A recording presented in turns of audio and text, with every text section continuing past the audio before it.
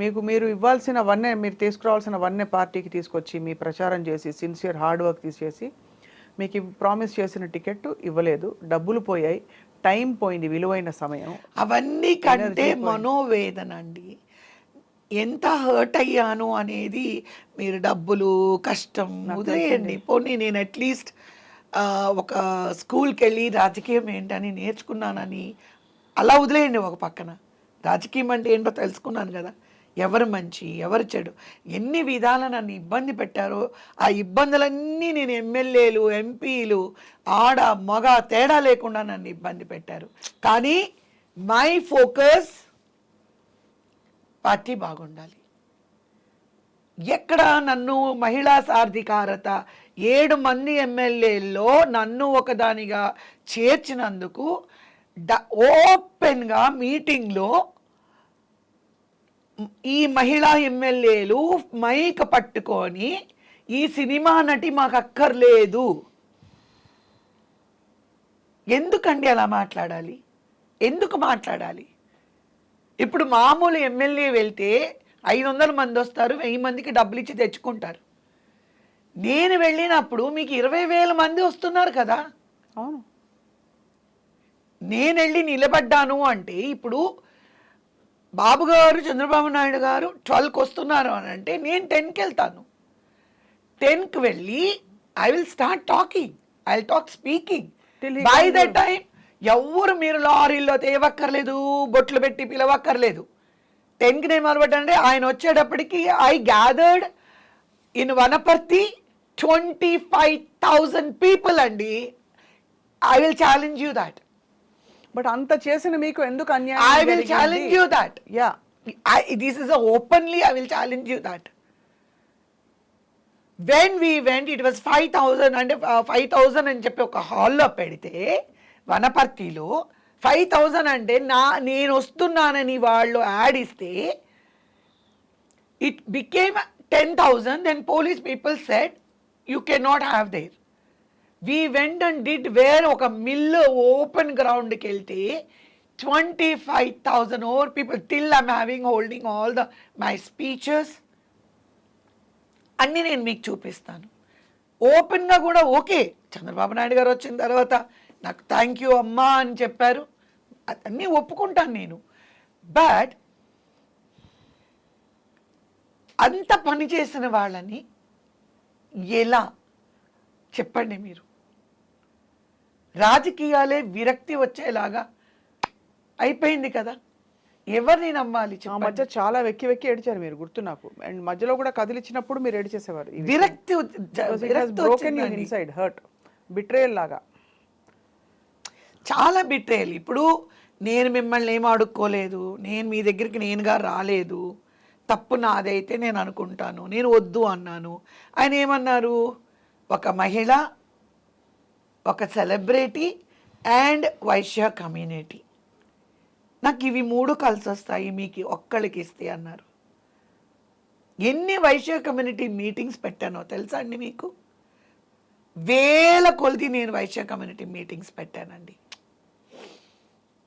Current లేని చోట కూడా నేను కళ్యాణ మండపంలో మైక్ లేకుండా గొంతు ఆరిగిపోయేలాగా ఫ్యాన్ కూడా లేకుండా నేను మాట్లాడాను. ఎలా ఉంటుంది ఆలోచించండి, ఎలా ఉంటుంది?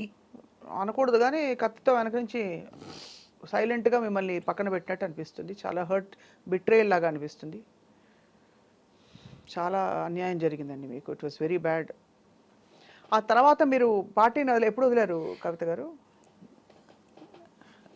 ఆయన సీఎం అయిన తర్వాత 2014లోనా? నేను అడిగాను అట్లీస్ట్ నాకు చైర్మన్ పోస్ట్ ఇవ్వమంటే. అంటే దానికి కూడా నేను ఫిట్ అవ్వలేదు. పర్వాలేదు, ఏదో అంటారు చూడండి, ఏరు దాటిన తర్వాత తెప్ప తగలబెట్టడం, మళ్ళీ రిటర్న్ రావాలనేది కొంతమంది మర్చిపోతారు. It's okay. మీరైతే అప్పుడు బయటకు వచ్చారు, మీ ఉసిరే తగులుంటుంది. పార్టీ మొత్తం ఇప్పుడు మట్టి కొట్టుకుపోయింది అనకూడదు కానీ, ఈసారి మరి ఏమవుతుందో మీకే తెలుసు, ప్రజలకు తెలుసు, భగవంతుడికి తెలుసు. మీకేమనిపిస్తుంది? అంటే ఇప్పుడు నేను భారతీయ జనతా పార్టీలో ఉన్నాను కాబట్టి ఇప్పుడు నేను అనేది భారతీయ జనతా పార్టీ, జనసేన తెలుగుదేశం పార్టీ 3 పార్టీలు కలిసి మరి పోటీ చేస్తున్నారనేది మీకు తెలుసు, నాకు తెలుసు. కానీ మీరు భారతీయ జనతా పార్టీలో ఇంత యాక్టివ్ కవిత గారు, ఇంత కేపబుల్గా ఉన్నారు, ఇంత చిన్న వయసులో ఇంత నేర్చుకుని ఇంత సాధించారు, ఇంత ప్యాషన్ ఉన్న మనిషి, జీవితంలో వ్యక్తిగత జీవితంలో కష్టం చూశారు. కోవిడ్ టైంలో మీకు జరిగిన దారుణం అంటే అన్ని రకాల కష్ట సుఖాలన్నీ చూశారు లైఫ్లో. మీలాంటి కేపబుల్ లీడర్ ఈరోజు బయట ప్రచారంలో కానీ ఒక యాక్టివ్ రోల్లో ఎందుకు లేరు భారతీయ జనతా పార్టీలో? నిజంగా మీరు పార్టీలో ఉన్నారా అంటే మీరు చెప్పుకోవాల్సి వచ్చే పరిస్థితిలో ఉంది. ఎందుకలా మీరు వెళ్ళట్లేదా? వాళ్ళు మీకు అవకాశం ఇవ్వట్లేదా? You are the right person, tell me. నేను వెళ్ళడం లేదు అని మీరు అనుకుంటున్నారా? మీ తత్వం నేను చూస్తే అలా అనిపించదు. స్టేట్ వైస్ ప్రెసిడెంట్ ఏపీకి అయినప్పుడు నన్ను స్టేట్ వైస్ ప్రెసిడెంట్ చేశారు. ఉమెన్ ఎంపవర్మెంట్ ఇన్ఛార్జ్ ఇచ్చారు ఆంధ్రప్రదేశ్లో. దాని తర్వాత ఇండియా స్టార్ క్యాంపెయినర్గా వేశారు నన్ను. నాకు ఈ ట్రావెలింగ్ చాలా మీటింగ్లకి కొన్ని అందుకోలేకపోతున్నాను అని నేను ఢిల్లీకి వెళ్ళి తెలంగాణకి మార్పించుకున్నాను. తెలంగాణకి వచ్చిన తర్వాత బండి సంజయ్ గారు తెలంగాణకి మార్పించుకున్న వెంటనే ద కోవిడ్ ఇష్యూ వచ్చింది. ఓకే, అది ఒక పక్కన ఉంటే నా లైఫ్లో కూడా మీకు తెలుసు చాలా కోవిడ్లోని ఒక పెద్ద మీ బాబు డిజాస్టర్ అయ్యింది. సో ఆ తర్వాత నాకు దేని మీద ఇంట్రెస్ట్ లేదు, ఫ్రాంక్గా మీకు చెప్తున్నాను. భారతీయ జనతా పార్టీ అంటే రాజకీయంగా ఇంట్రెస్ట్ లేదు, దేని మీద ఇంట్రెస్ట్ లేకుండా life was going on for 1.5 years. నేను బెడ్ రీడన్ అయ్యాను. ఎందుకో తెలీదు, బండి సంజయ్ గారు పరామర్శించడానికి అందరూ వచ్చారు, టీం వచ్చారు.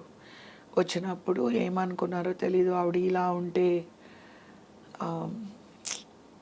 ఇంకా మనం ఏదైనా పార్టీ పరంగా ఇది చేయాలి అని చెప్పి ఆ టైంలోని రాష్ట్రపతి గారి దగ్గర నుంచి కూడా వచ్చి ఏమంటారు పరామర్శించారు.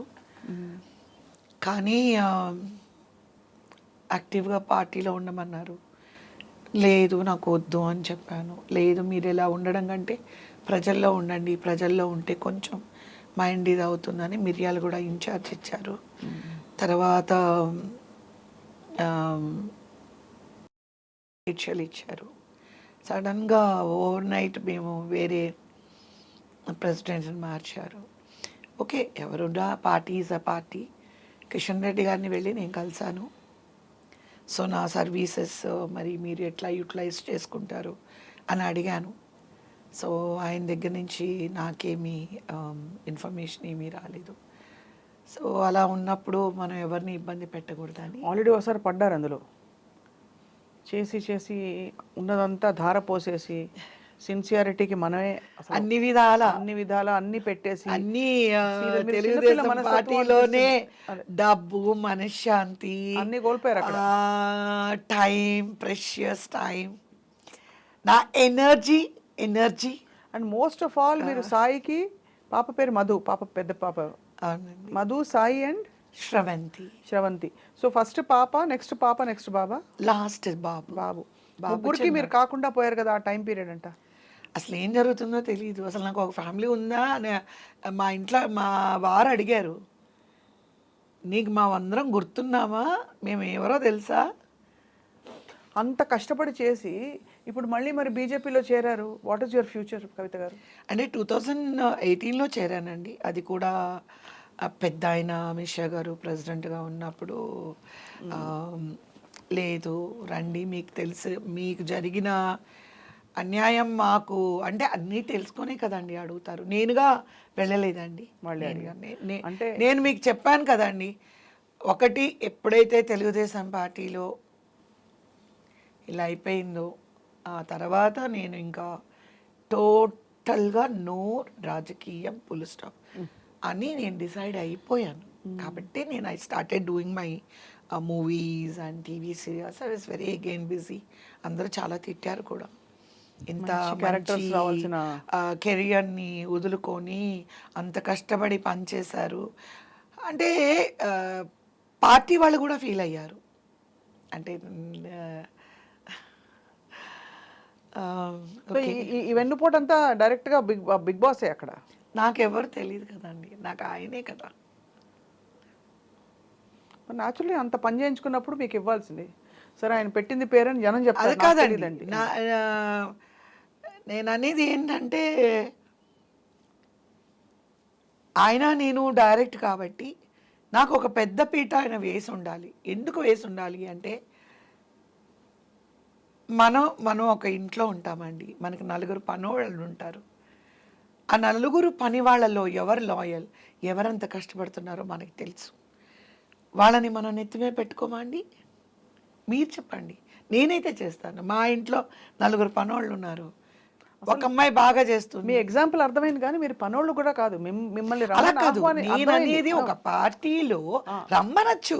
రమ్మని నేను శుభ్రంగా ఒక మంచి పట్టు చీర కట్టుకొని నీట్గా రెడీ అయిపోయి అలాగ నేను ఏసీ రూమ్లో కూర్చొని మీడియా ముందు మాట్లాడేసి ఏసీ కార్లో కూర్చొని వెళ్ళిపోతే ఒక విధంగా అనుకోవచ్చు.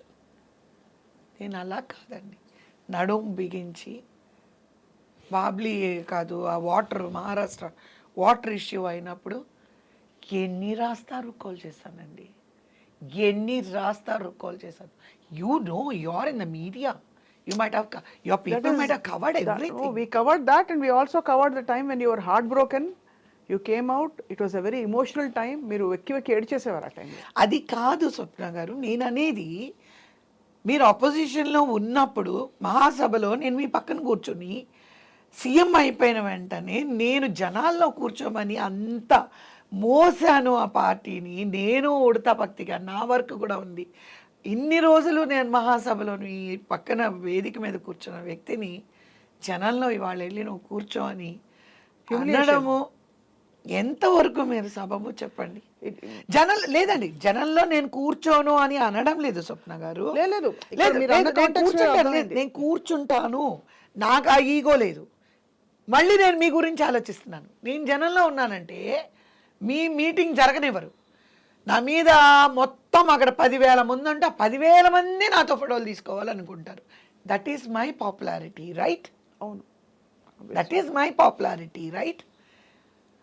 అక్కడ కూడా నేనేం ఆలోచించాను, అరే బాబు గారు డయాస్ మీద ఉన్నారు, మీరందరూ కూర్చొని కూర్చొని కూర్చొని ప్లీజ్ ఫోటోలు ఇలా అంటూ ఉంటాను ఎప్పుడైనా సరే.